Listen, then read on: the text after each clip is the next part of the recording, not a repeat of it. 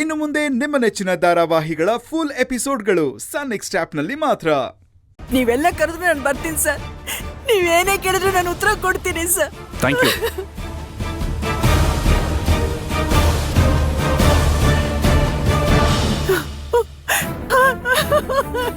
ಶಾಂತಮ್ಮ ಇಲ್ಲ, ನನ್ ಶಾಂತಿಗೆ ಏನು ಆಗಿರಲ್ಲ. ನೀವೆಲ್ಲ ಸುಳ್ಳು ಹೇಳ್ತಾ ಇದ್ದೀರಾ. ಶಾಂತಿಗೆ ಏನು ಆಗಿರಲ್ಲ. ನನ್ ಶಾಂತಿಗೆ ಏನು ಆಗಿಲ್ಲ. ಏನಮ್ಮ, ನಿಮಗೂ ನಿಮ್ ಸೊಸೆಗೂ ಸಂಬಂಧ ಚೆನ್ನಾಗಿರ್ಲಿಲ್ವಾ? ಅಯ್ಯೋ ಹಾಗೇನಿಲ್ಲ ಸರ್. ಎಲ್ಲರ ಮನೇಲೂ ಅತ್ತೆ ಸೊಸೆ ಅನ್ನೋ ಅನುಬಂಧ ಇದ್ದೇ ಇರುತ್ತೆ ಅಲ್ವಾ. ಹಾಗೆ ನಾನು ಇದನ್ ಹೀಗ್ ಮಾಡ್ಬೇಕಾಗಿತ್ತು, ಅದನ್ನ ಹಾಗ್ ಮಾಡ್ಬೇಕಾಗಿತ್ತು ಅಂತ ಹೇಳಿದ್ದೇನೋ ನಿಜ.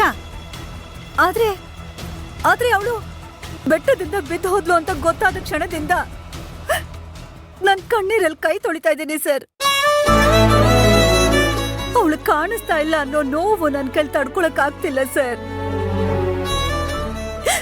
ಸರ್, ನಮ್ ಸೊಸೆನ ನಾವೇ ನಮ್ ಕೈಯಾರೆ ಕೊಂದು ಅನ್ನೋ ಅಪವಾದ ಹೊತ್ಕೊಂಡು ಬದುಕೋ ಶಕ್ತಿ ನಮ್ ಕುಟುಂಬದಲ್ಲಿ ಯಾರಿಗೂ ಇಲ್ಲ ಸರ್.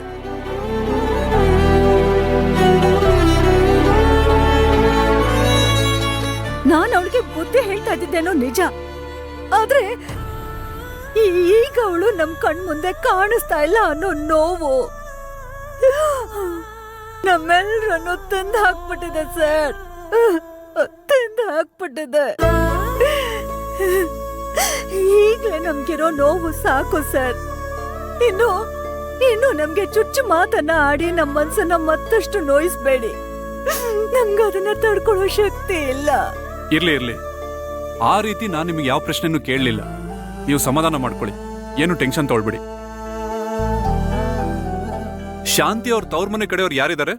ಶಾಂತಿಗೆ ತಂದೆ ತಾಯಿ ಇಲ್ಲ ಸರ್, ಚಿಕ್ಕಮ್ಮ ಇದ್ದಾರೆ ಅಷ್ಟೇ.